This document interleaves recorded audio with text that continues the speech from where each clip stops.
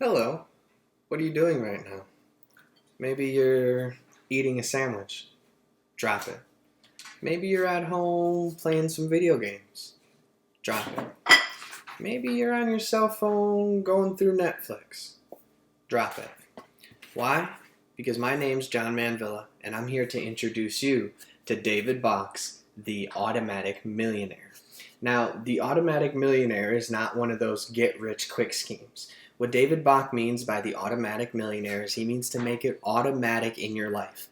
Nothing manual. He's talking about having deductions from your bank account into retirement accounts, and he's also talking about work deductions being taken out and put into your retirement accounts. Now, whether those are IRAs, individual retirement accounts, or 401ks or 401bs, or even if you're self-employed, an SEP, IRA, or a one-person 401k sharing plan is a great way to start, because compound interest is an amazing thing, and this book is wonderful. It's a very easy read. It's designed to read it in about an hour or two.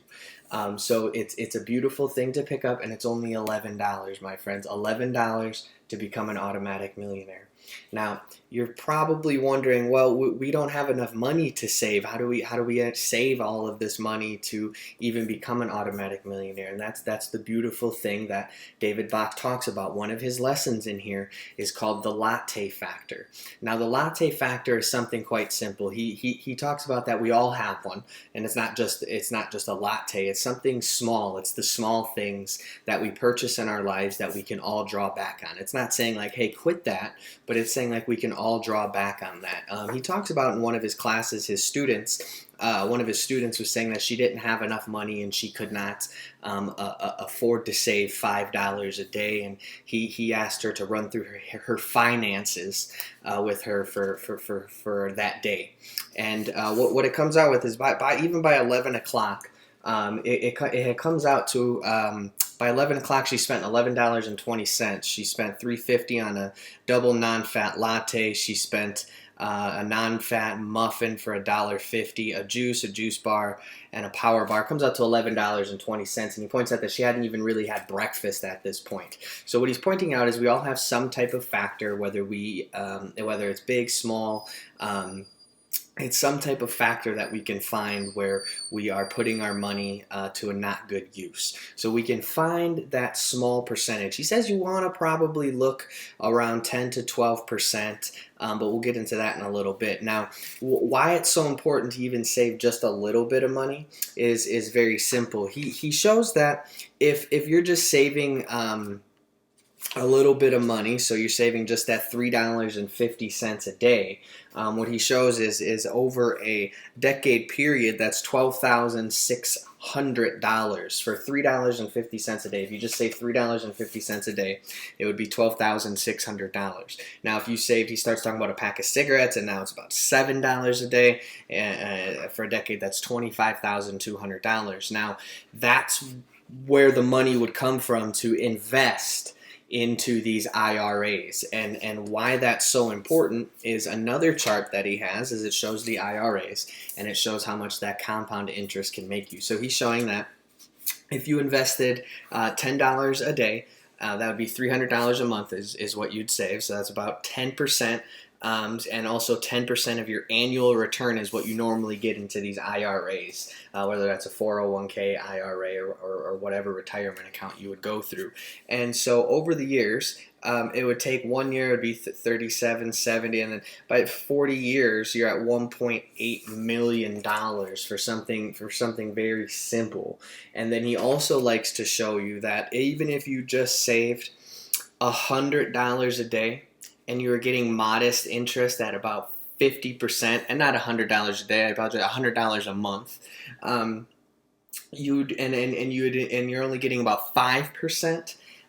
In 15 years, you're looking at $29,227. for such a small amount. So that money can be found. You don't have to be rich to start. He also talks about in here the first encounter that gave him the idea is he met Jim and Sue McIntyre, whose combined income came out to like 53,000 or so. And by the time they came in to retire, he was in his early 50s. She was in her early 60s, and he couldn't believe it. There was no way that that was possible. But by going through their own version of the Automatic Millionaire, where he kind of learned some of the things, because we all hear these things, and that's what he explains, but they actually put it to use, and it's something very, very neat. And they're retiring and living the way they want to live, and they've lived the way they wanted to live. They haven't put themselves on a budget or caught themselves on a budget, because that's what he talks about on here as well.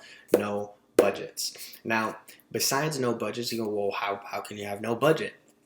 It's because he loves to talk about in here the pay yourself first. That's another one of his lessons in here, is make sure you're paying yourself first. And you're like, well, Johnny, of course we're paying ourselves first. And not really. You know, the government takes our taxes first. We have our house bills. We have food.